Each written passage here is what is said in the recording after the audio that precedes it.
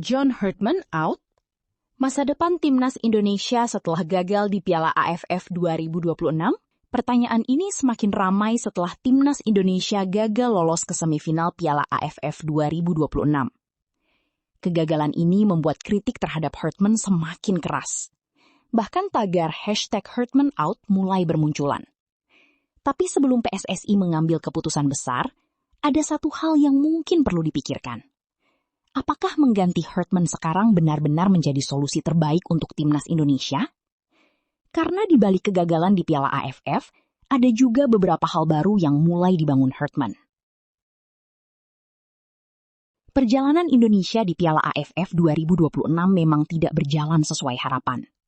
Garuda mengawali turnamen dengan kemenangan, tetapi kemudian menghadapi masalah ketika berhadapan dengan Vietnam. Indonesia akhirnya kalah dari Vietnam, dan kemudian hanya mampu bermain imbang melawan Singapura. Hasil tersebut membuat Indonesia gagal melaju ke semifinal. Dan tentu saja, pelatih menjadi salah satu pihak yang paling banyak mendapatkan kritik. Tapi justru setelah gagal, ada satu hal menarik yang tidak boleh dilewatkan. John Herdman mulai menemukan salah satu opsi baru di lini depan. Namanya Mickael Baker. Striker muda ini merupakan pemain diaspora yang baru saja menjadi warga negara Indonesia pada Juli 2026. Dengan postur sekitar 1,96 meter, Baker diproyeksikan menjadi salah satu solusi lini depan timnas Indonesia. Bahkan sebelum turnamen, Herdman sudah memuji performa Baker di sesi latihan dan menyebut pemain muda tersebut selalu ingin mencetak gol. Dan ternyata, kepercayaan itu mulai membuahkan hasil.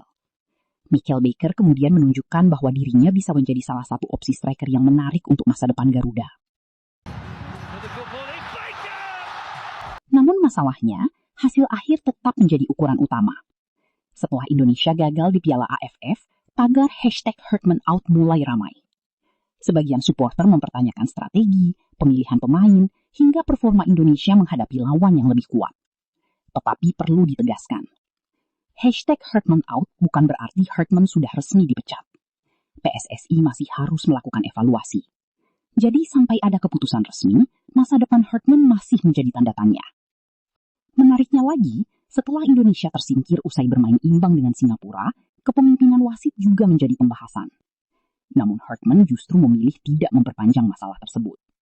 Dia enggan menjadikan wasit sebagai alasan atas kegagalan Indonesia. Herdman memilih memberikan apresiasi kepada Singapura dan melihat apa yang harus diperbaiki dari timnya. Sikap ini tentu bisa dilihat sebagai sisi positif dari seorang pelatih yang sedang berada di bawah tekanan. Risiko jika Herdman out. Nah, sekarang kita masuk ke pertanyaan yang lebih besar. Apa risikonya kalau Herdman benar-benar out? Pergantian pelatih tentu bisa membawa energi baru. Tetapi ada juga risiko hilangnya kesinambungan proyek. Salah satunya adalah proses integrasi pemain diaspora. Herdman sejak awal memang berbicara tentang perpaduan pemain lokal dan pemain diaspora sebagai salah satu kekuatan Indonesia. Dan sekarang, beberapa pemain baru mulai masuk ke dalam proyek tersebut. Mickael Baker adalah salah satu contohnya. Kalau pelatih kembali berganti, bukan berarti pemain diaspora otomatis akan pergi atau menolak bermain bersama timnas karena terlalu keras kritik yang diberikan oleh para pengamat dan fans timnas Indonesia. Tetapi secara logis, mereka harus kembali beradaptasi dengan sistem, filosofi, dan staf pelatih baru. Apalagi Piala AFF 2026 bukan agenda FIFA, sehingga persoalan ketersediaan pemain abroad memang sudah menjadi tanda tanya sendiri. Jadi, pergantian pelatih terlalu sering juga berpotensi membuat proses pembangunan tim menjadi tidak stabil. Di sisi lain, Herdman punya target yang jauh lebih panjang. Dia tidak melihat Piala AFF sebagai satu-satunya tujuan. Target besarnya adalah mendapatkan juara pertamanya bersama timnas, yaitu dengan memenangkan trofi turnamen agenda resmi FIFA AFF Cup, serta membawa timnas Indonesia lolos menuju Piala Dunia 2030. Artinya, kegagalan di satu turnamen harus dilihat apakah memang merupakan tanda kegagalan proyek secara keseluruhan atau justru bagian dari proses pembangunan tim baru. Dan disinilah PSSI menghadapi dilema. Kalau Herdman dipertahankan, dia harus segera membuktikan bahwa kegagalan di Piala AFF adalah sebuah evaluasi, bukan akhir dari proyek.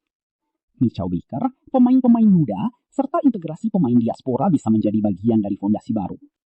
Tetapi kalau Herdman diganti, PSSI tentu berharap pelatih baru bisa memberikan hasil yang lebih cepat. Jadi, persoalannya bukan sekedar Herdman out atau Herdman in. Tetapi, pelatih mana yang paling mampu membawa proyek timnas Indonesia menuju target jangka panjang? Untuk saat ini, John Herdman belum resmi out. Tekanan memang semakin besar. Tetapi di sisi lain, dia juga mulai meninggalkan beberapa fondasi baru, termasuk munculnya Mitchell Baker sebagai opsi striker masa depan.